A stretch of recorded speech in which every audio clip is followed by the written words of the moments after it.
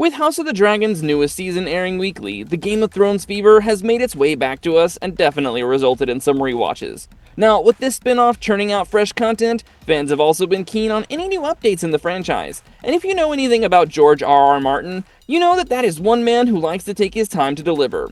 However, audiences are only patient for so long, and recently rumors of a new sequel starring Jon Snow in all his glory have gotten the fanbase all curious on Reddit boards and social media. So today, I'll be taking you through all these alleged sequels, potential plans, past drafts regarding Jon Snow's return, and settle these rumors on the streets once and for all.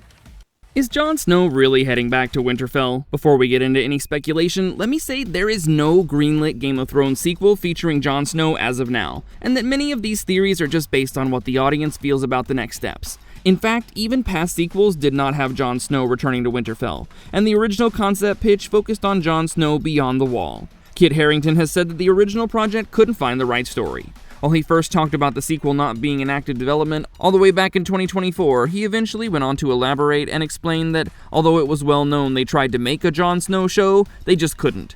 At a panel at Motor City Comic Con, he further admitted that he did not want to go there and do any injustice to the character. The legacy this whole story is riding on. Even with Kit Harington himself admitting that there isn't much of a future for a Jon Snow-based sequel, the headline still moves the needle, especially with the way the original show ended up. Game of Thrones was undeniably the most culture-defining fantasy show to ever exist in the history of pop culture, and fans were hooked to their television screens from 2011 to 2019 to tune in for new Sunday episodes, while showrunners Dave Benioff and D.B. Weiss had essentially immortalized the show in HBO's cultural landscape. The finale ended with the jaw-dropping revelations regarding Daenerys' turn and Jon Snow's exile in the North. With him being such a key character across seasons, the backlash that HBO faced over this character arc was immense, although HBO never confirmed that influenced its sequel plans, and would prefer to delay it until they got all the details right before messing with the character's legacy arc. The original pitch: broken, PTSD, and built to die. However, HBO was not always so cautious about the show, and they admittedly had grand plans to mark Jon Snow's return. The scrap show's first incarnation was supposed to focus on Snow as he lived out his days north of the Wall, while suffering from crippling PTSD after having chased off his direwolf ghost and disposed of his sword Longclaw. In this way, the sequel would have depicted him as a broken man trying to live out his days doing hard work, such as building cabins, only to burn them down. Harington even had ideas for Snow's character to die instead of getting a hero's arc, and to no one's surprise, the reported pitch was considerably darker than Jon Snow's ending in the original series. Who's actually attached? Producers, writers, and cast. While Kit Harington had first come up with the original idea with his own writers and team, naturally, the plan eventually didn't work out, with his version being a little too grim and downbeat. Just like all other Game of Thrones works, George R.R. Martin was also involved with the show to some extent, but there were no directors named to take the front seat. This only goes to show that the series was truly in its early script stages, with writers working with mere outlines and no publicly confirmed creative team beyond Kit Harington. When it comes to actors, Emilia Clarke had declared that she was done playing Daenerys, while also talking about how this sequel was all Harington's idea in an interview with BBC.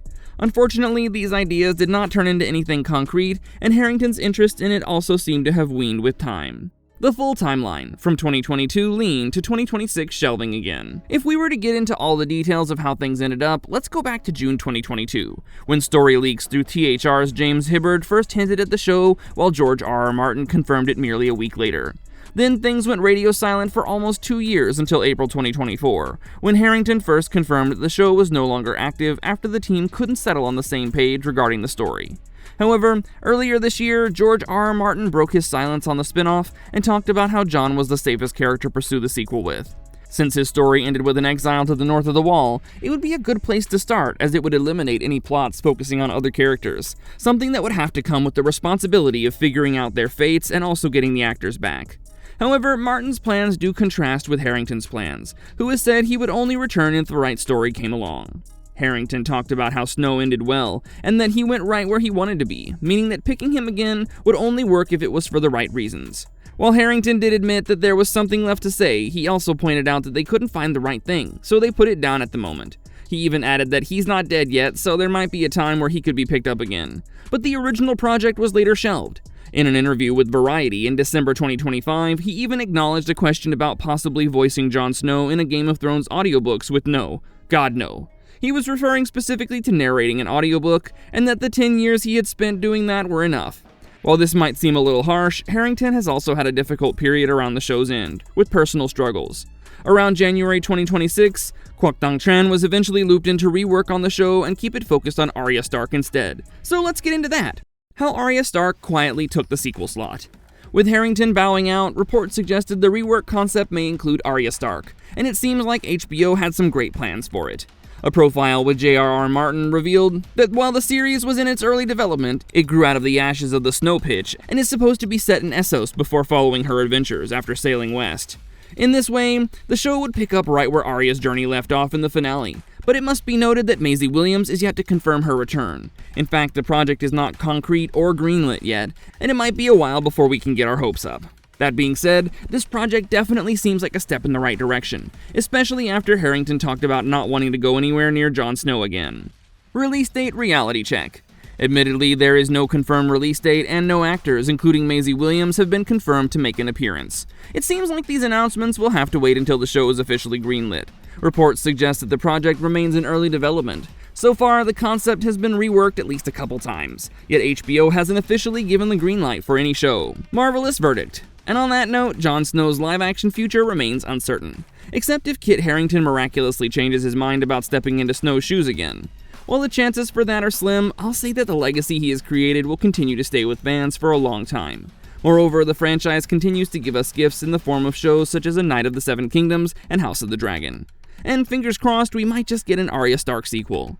While I would definitely miss having a Jon Snow sequel if it ever saw the light of day, I'm curious about what you think and would love to hear your thoughts on it in the comments down below.